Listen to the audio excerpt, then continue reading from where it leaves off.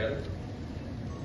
LG పౌర్ణమిస్ అనగానే ఒకసారిగా విశాఖపట్నం, గోపాలపట్నం దేశవ్యాప్తంగా వార్తల్లోకి వచ్చినటువంటి సంగతి అందరికీ తెలిసిందే. ఒకవైపు ఒక ఇండస్ట్రీకి సంబంధించి గ్యాస్ లీక్ అనగానే గోపాల్ తర్వాత ఈ సంఘటన ఒకవైపు ప్రభుత్వానికి ఒక పెను సవాల్ అయితే, కోవిడ్ సమయంలో ఆ ఇన్సిడెంట్ జరగడం కూడా చాలా ఇబ్బందులు గురిచేసింది ప్రజలకి.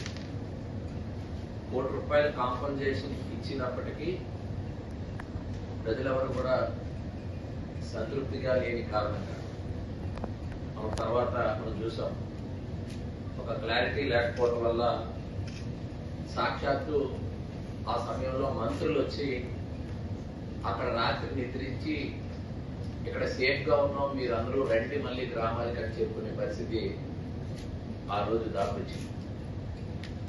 అంటే ఒకవైపు ఎన్విరాన్మెంట్ ఎఫెక్ట్ అయిందని, గ్రౌండ్ లెవెల్ వాటర్ పొల్యూట్ అయిందని, లేకపోతే ఎయిర్ పొల్యూట్ అయిందని, ఏదైనా ఇండస్ట్రీలో సంఘటన జరిగితే ఇండస్ట్రీలో ఎఫెక్ట్ అవుతూ ఉంటారు, బట్ ఇండస్ట్రీ బయట సామాన్యులు ఎఫెక్ట్ అయినటువంటి ఇన్సిడెంట్ కాబట్టి దీనికి చాలా ప్రాధాన్యత సంతరించుకుంది. కానీ కొన్ని హై లెవెల్ కమిటీ కూడా ఏవైతే ఈ అభ్యంతరాలు కానీ ఈ ఆందోళనకు సంబంధించినటువంటి అంశాలను అడ్రస్ చేస్తూ ఒక రిపోర్ట్ ఇవ్వటం, ఇవన్నీ కూడా మీ అందరికీ తెలిసింది. ఈరోజు గవర్నమెంట్ చేంజ్ అయినట్టునే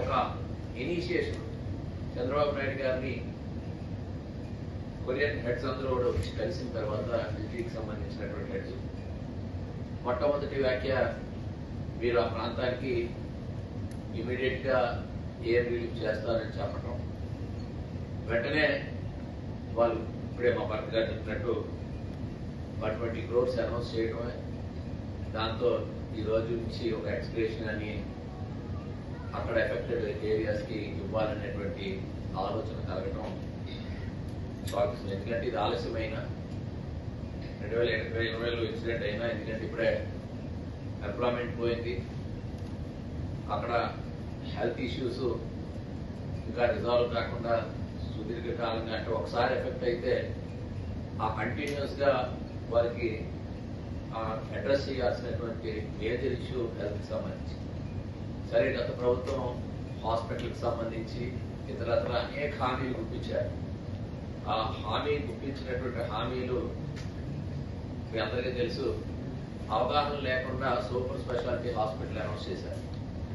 దానికి చాలా చేరువలు, అంటే వాకబుల్ డిస్టెన్స్ లో ఉండేటువంటి ఒక 30 bedded హాస్పిటల్ అప్పటికే NHRM లో గ్రాంట్ శాంక్షన్ అయి డెవలప్ అవుతున్న హాస్పిటల్ పక్కన ఉంటున్నప్పటికీ ఆ పరిజ్ఞానం కూడా లేనటువంటి పరిస్థితుల్లో ఆ రోజు హాస్పిటల్ అనౌన్స్ చేసి, తర్వాత కాలంలో ఇక్కడ హాస్పిటల్ కట్టట్లేదు, ఆ హాస్పిటల్ డెవలప్ చేస్తామని 6 నెలల తర్వాత డిక్లేర్ చేసిన సంగతి మీ అందరికీ గుర్తు చేస్తున్నాను.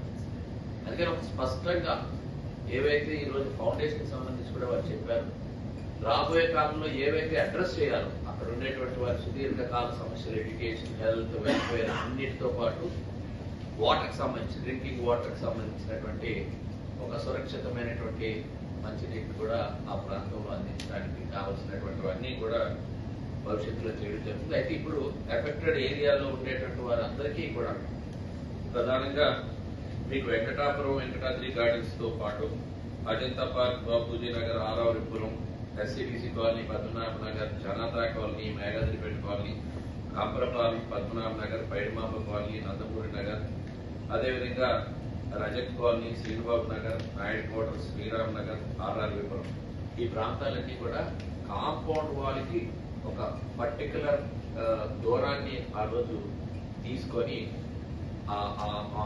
దానికి ఎక్కువ ఎఫెక్ట్ అయినటువంటి ఏరియా ఈ ఏరియా. ఎందుకంటే సిటీలో దగ్గర అప్ టు NID పెద్ద వరకు కూడా వైబ్రాన్స్తో జనమందరూ కూడా ఆ స్మెల్ని వెళ్ళటం అనేటువంటి జరిగింది. కానీ మోస్ట్ ఎఫెక్టెడ్ ఏరియా కింద వీటిని ఐడెంటిఫై చేయడం కాకుండా ఇంకా దాంట్లో ఇంకా మేజర్ గా పక్కన ఉన్నటువంటి వెంకటాద్రి గార్డెన్స్ కానీ వెంకటాపురం ఎక్కువ ఎఫెక్ట్ అయ్యారు. చనిపోయినటువంటి కుటుంబాలతో పాటు ఎక్కువ హాస్పిటలైజ్ అయినటువంటి ప్రాంతం కూడా కావడం అనేటువంటిది మీ అందరికీ దృష్టికి తీసుకొస్తున్నాడు. కాబట్టి వారందరిలో ఏదైతే ఈ బెనిఫిషియర్స్ అన్ని కూడా గతంలో ఏదైతే ఆ ఏరియాకి సంబంధించి ఐడెంటిఫై అయ్యాయో వారికి ఇప్పుడు ఎక్స్గ్రేషియా అనేటువంటిది నేరుగా ప్రభుత్వం నుంచి కాకుండా నేరుగా వారి కంపెనీ నుంచే వారికి ఎక్స్గ్రేషియా